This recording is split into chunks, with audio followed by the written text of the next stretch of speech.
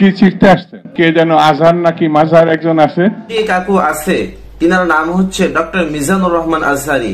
কাকু বলেন তো তিনি কি করছে? আগে ওরা খাইছে, এখন এরা খেতেছে না, কি বলছে না? একদল খাইছে আরেকদল খাওয়ার জন্য রেডি হয়ে আছে। কাকু মিজানুর রহমান আজহারি হুজুর কি ভুল বলছে বলেন তো? আপনারা খাচ্ছেনই তো, বাজার ঘাট দোকানপাট থেকে তো খাচ্ছেন, এখন মাদ্রাসা মসজিদও ছাড় দিচ্ছেন না। দর্শক, তার বাস্তব প্রমাণ হিসেবে আমি আপনাদেরকে একটা ভিডিও দেখাবো, সাথে সাথে এই কাকু ভিডিওটি আপনারা দেখতে পাবেন, এবং এই কাকু কিভাবে মিজানুর রহমান আজহারি হুজুরকে কটাক্ষ করছে সেটাও আপনারা দেখতে পারবেন, এবং এই কাকুকে নিয়ে আপনার কি মতামত অবশ্যই কমেন্ট করে জানাবেন। চলুন দর্শক, আমরা দেখে আসি জনপ্রিয় বক্তা সোহেব হুজুরের মাদ্রাসা থেকে কিভাবে চাঁদাবাজি করছে এই বিএনপির লোকেরা। মেহেরবানি করে আপনাদের কাছে আমি একটা অনুরোধ করছি, আমি আপনাদের দিনী ভাই হিসাবে একটা অনুরোধ করছি, আপনারা আমার লাইভটা সর্বোচ্চ আজকে শেয়ার করবেন, সর্বোচ্চ শেয়ার করবেন আমার লাইভটি, এটা আপনাদের কাছে আমার অনুরোধ। আমি একটা বিশাল ঝামেলার মধ্যে পড়ে আপনাদেরকে আমি লাইভটা দিছি, আপনারা একটু দেখেন আমরা কোন দেশে বসবাস করতেছি। আপনারা দেখেন যারা মানুষের সামনে এসে বলে সাধু সাজে, আমি তাদের মুখোশটা উন্মোচন করার জন্য আজকে লাইভটা দিছি। আমার হবিগঞ্জ জেলার মাতুবপুর থানার শাহজাহানপুর ইউনিয়ন এটা এতার এগিয়ে গেছেন শাহজাহানপুর ইউনিয়ন। এখানে আপনি দেখেন আমার একটা প্রতিষ্ঠান, আপনারা জানেন যারা আমার পেজটিতে আছেন, আমি আবারও বলছি, অনেকে কমেন্টস করতেছেন, ভাই কমেন্টস করার আগে ভিডিওটা শেয়ার করেন, অত্যন্ত গুরুত্বপূর্ণ, ভিডিওটা শেয়ার করেন। আপনাদের কাছে আমি অনুরোধ করছি লাইভের শুরুতে ভিডিওটা শেয়ার করেন, কিছু মানুষের মুখোশ উন্মোচন করা খুবই দরকার, এজন্য আমি লাইভটা দিচ্ছি।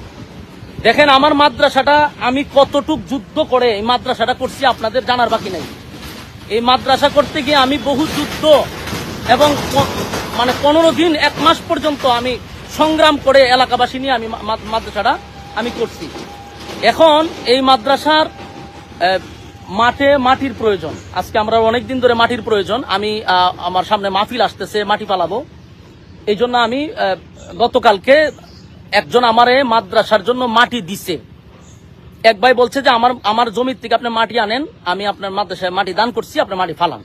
এখন আমার প্রশ্ন হইল, একজনে আমার মাদ্রাসায় দান করছে মাটি, সেই মাটি আমার মাদ্রাসায় ফালাবো, এখানে আমি চাঁদা দিতে হবে কেন? এখানে আমি কেন চাঁদা দিতে হবে? চাঁদার জন্য আপনারা দেখেন, চাঁদার জন্য আমার গাড়িটারে আটকায়ত রাখছে, এখানে আমার মাদ্রাসার মাটি নিতে দিতেছে না। এই দেখেন আমার গাড়ি আটকায় রাখছে তারা, আমার গাড়িতে মাল নিতে দিতেছে না। এরপরে এখানে আপনারা একটু দেখেন, আশ্চর্য বিষয় হলো, একটা প্রতিষ্ঠান, মানুষ যেখান থেকেই হোক, মানুষ প্রতিষ্ঠানের প্রতি একটা দরদ থাকে, একটা মায়া থাকে, আসে না। আমার এখানে একজন আছে, এরা আমার এলাকারই, তো এখানে এদের বক্তব্য হলো যে আমাদের কিছু এখানে নাই, এখানে আমরা চেয়ারম্যানের নির্দেশে আমরা গাড়ি আটকাইছি, এরা আমার গাড়ি আটকায় রাখছে, এটা হলো তাদের বক্তব্য, হলো আমরা চেয়ারম্যানের নির্দেশে আটকায় রাখছি। তো এদের সাথে তো আমার আর কথা বলে লাভ নাই, কারণ এরা নিরুপায়। চেয়ারম্যানের আদেশ রক্ষা করতে গিয়ে আমার গাড়ি আটকায় রাখছে, মাদ্রাসার মাটি ফালাবো আমি, আমার একজনের মাদ্রাসার মাটি দান করছে। এখন আমরা তো বিভিন্ন জায়গার থেকে, রাস্তাঘাট থেকে চাঁদা নেই, চাঁদাবাজি, তারপরে বিভিন্ন ভাবে আপনার বিভিন্ন জায়গার থেকে চাঁদাবাজি হচ্ছে, বাজার আট থেকে যেখান থেকে পারে এখান থেকে এখন ধুম ধারাক্কা চাঁদাবাজি চলতেছে। এখন আমি বাংলাদেশের একটা বড় দলকে বলছি যে আপনাদের এগুলা বিষয়গুলো অবগত থাকা দরকার। আরে ভাই তুই খাস বিভিন্ন জায়গার থেকে, অসুবিধা একটা মাদ্রাসার থেকে তো আমাদের এই জিনিসগুলো বোঝা দরকার। উনি আমার মাদ্রাসার মাটিটা আটকায় রেখে দিছে, আমি ওনারে ফোন দিছি, আমি ওনারে ফোন দেওয়ার পরে কিন্তু লাইভে আসছে, ওনারে আমি কয়েকবার ফোন দিছি, উনি আমার ফোনটা ধরে বলছে যে তোমার সাথে তো আগেরও কথা হয়েছিল, তুমি টাকা পয়সা দিলা না কেন? অথচ আগে একবার মাদ্রাসার মাটি ফালাইতে ওনাকে আমি 20,000 টাকা চাঁদা দিছি, উনার নিজস্ব লোকেরা আমার কাছ থেকে এই চাঁদার টাকা নিছে, আমার কাছে প্রমাণ আছে, ডকুমেন্টস আছে, উনি যে আমার কাছ থেকে চাঁদা নিছে এটার ভিডিও ক্লিপ আমার কাছে আছে। এখন উনি আবার চাঁদার জন্য আমার গাড়িটা আটকায় রেখে দিছে। কারণ আমি দেশবাসীর কাছে বলবো, মাতুবপুর থানার যারা আছেন তাদের কাছে আমি বলবো যে আপনারা দায়িত্ব পালন করতেছেন, যে কোনো প্রতিষ্ঠানও কি তারা মানবে না? হ্যাঁ, বিএনপির যারা আছেন, আমরা আপনাদেরকে মহব্বত করি, আপনারা নির্যাতিত একটা দল, আপনাদেরকে মহব্বত করি। আপনারা যে মাঝে মধ্যে বলেন যে কে চাঁদাবাজি করে, তো আপনাদের দলের লোকেরা যদি এইভাবে মাদ্রাসা মসজিদ থেকেও চাঁদাবাজি করে, এটা কি আপনাদের দলের জন্য কোনো কল্যাণ বয়ে আনবে? আমারে বলেন, এটা কি বিএনপির জন্য কোনো কল্যাণ হবে? মাদ্রাসা মসজিদ তো মানুষ মানার কথা। আমার মাদ্রাসাটা আমি যুদ্ধ করে মাদ্রাসা করছি, আজকে আমার মাদ্রাসা মাটি ফেলাবো? এখানকার চেয়ারম্যানে তার গুন্ডা বাহিনী দিয়ে আমার মাদ্রাসার মাটি আটকে দিব কেন? আমি বারবার অনুরোধ করছি আমার মাদ্রাসা এটা ছেড়ে দেন। এরপরে এরা বলতেছে এটা চেয়ারম্যানের নির্দেশ, মাটি ছাড়া হবে না। 2টা গাড়ি আমার সকাল থেকে আটকে রাখছে, আমি আমাদেরকে বেতন দিতে হবে না? 2 গাড়ি আমার আটকে রেখে দিছে, কোনো কথা তারা শুনতে রাজি না। টাকা দিব, তারপরে তারা মাটি ছাড়বে। আমার প্রশ্ন হলো, আমি আমার আরেক জায়গার থেকে আমি আমার কিনা মাটি দানের মাটি আমি যদি মাদ্রাসাত পালাই, এখানে আমি কেন চাঁদা দিব? আমি মাতুব্বর সমস্ত বিএনপির যারা আছেন তাদেরকে অবগত করছি, এটা আপনাদের জন্য কোনো দিন শুভ হবে না। এটা আপনাদের জন্য বড় ধরনের একটা ক্ষতি হয়ে দাঁড়াবে। আমি আপনাদেরকে এটা অবগত করার জন্য বিএনপির যারা আছেন মাতুব্বর থানার, আপনাদের কাছে আমি বিচার দিলাম। আমার মাদ্রাসা মসজিদ কোনো কিছু তারা মানতেছে না, সব জায়গা থেকে তাদের চাঁদা নিতে হবে। এর আগেও আমার মাদ্রাসা থেকে চাঁদা নিছে, 20,000 টাকা দিছি, এটা তার খুশি হয় নাই, এই জন্য আমার মাদ্রাসার মাটি আটকে দেওয়া হয়েছে। আমি আপনাদের কাছে বিচার দিছি। আমি টিউনু সাহেবের সাথে ইনশাল্লাহ কথা বলছি, আমি মাতুব্বর যাইতেছি, সমন্বয়কদের সাথে কথা বলছি, ওখানকার আইন শৃঙ্খলা বাহিনীর সাথে কথা বলছি। আমার তারা আশ্বস্ত দিছে যে আপনি আসেন, এটা আমরা দেখতেছি। তো আমি বিষয়গুলো আপনাদেরকে জানাইছি। মেহেরবানি করে আপনারা ভিডিওটা সর্বোচ্চ শেয়ার করবেন, তাদের মুখোশটা উন্মোচন করা দরকার। আমার ক্ষতি করতে পারে তারা, এই লাইভের পরে আমার ক্ষতি করতে পারে। আমি দেশবাসীকে আবারও বলছি, এই চেয়ারম্যান আমার ক্ষতি করতে পারে। আমার যদি কোনো ধরনের ক্ষতি হয়, বুঝবেন এরা জড়িত। আমার পান্নাসির ভয় আছে, আমার যে কোনো সময় তারা আমার হামলা করতে পারে, আমার প্রাণের উপরে তারা হামলা করতে পারে। শাহজাহানপুর পারভেজ চৌধুরী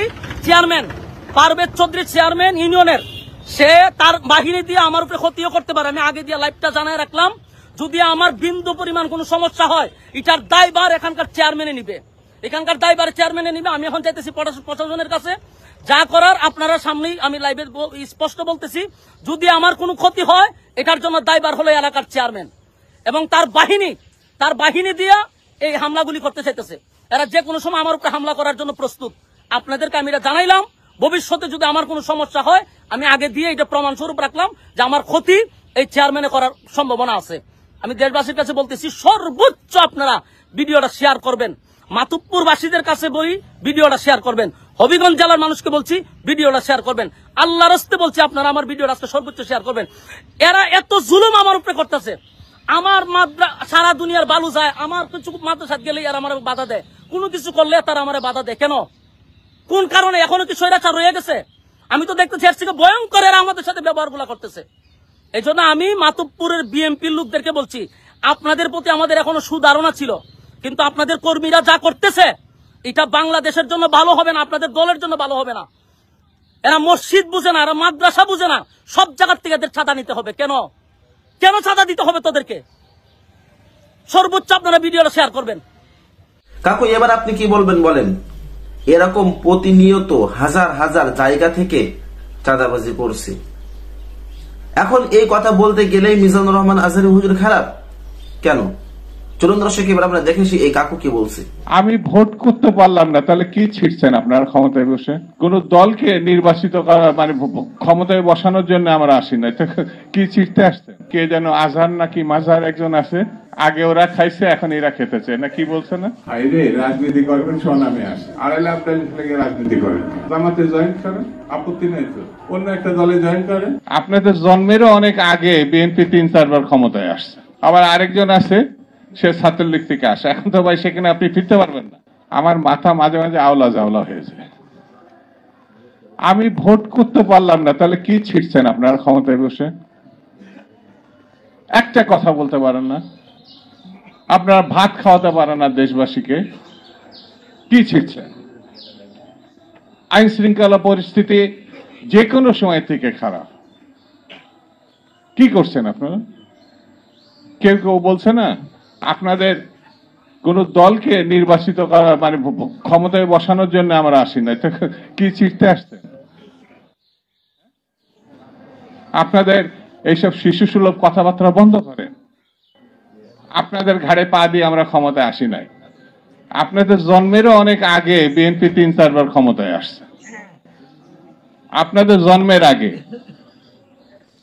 আপনারা যখন শিশু 15 বছর বয়স, তখন আন্দোলন শুরু করেছিলাম আমরা, ছাত্র আন্দোলন। আগের কথা, আপনাদের বয়স 25 না?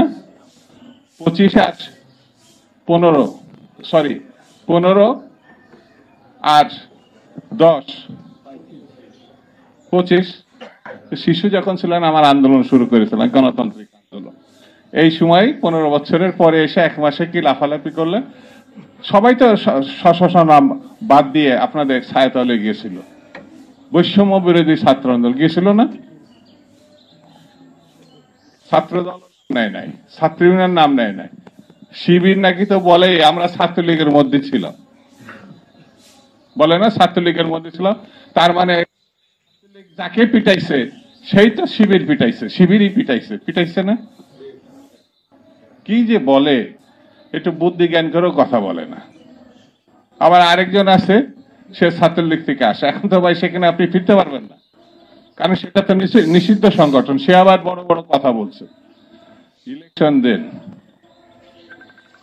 এটা সহজ পথ সসম্মানে ঘরে ফেরার।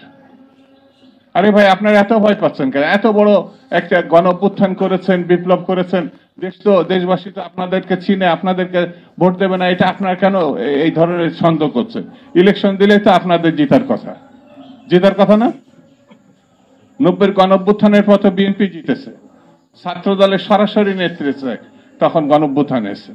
তা আপনাদের নেতৃত্বে যদি গণ অভ্যুত্থান হয়, তা আপনারা তো একটা রাজনৈতিক দল গঠন করার চেষ্টা করছেন না? তাহলে ইলেকশন দিবেন না কেন? ইলেকশন দিলে তো জিতবেন। বিএনপি নাকি চাঁদাবাজি করে, বিএনপি নাকি দখলবাজি করে, বিএনপি নাকি ওই যে কে যেন আজহার নাকি মাজার একজন আছে, আগে ওরা খাইছে এখন এরা খেতেছে না, কি বলছে না? ভাইরে রাজনীতি করবেন স্বনামে আসে, আড়াইলে আপনার লেগে রাজনীতি করেন, জামাতে জয়েন করেন, আপত্তি নেই তো, অন্য একটা দলে জয়েন করেন। ভারতকে এত ছোট করে ভেবেন না। সরকারের উদ্দেশ্য বলি, ভারত আর সীমাহীন লুটপাটের যে টাকা শেখ হাসিনার, প্রচুর অস্ত্র তার কাছে আছে। এই শক্তি কাকুকে নিয়ে আপনার কি মতামত অবশ্যই কমেন্ট করে জানাবেন। আজকে ভিডিও পর্যন্ত, ভিডিও ভালো লাগলে লাইক দিবেন এবং বেশি বেশি শেয়ার করে অন্যকে দেখা শুরু করে দিবেন। আসসালামু আলাইকুম।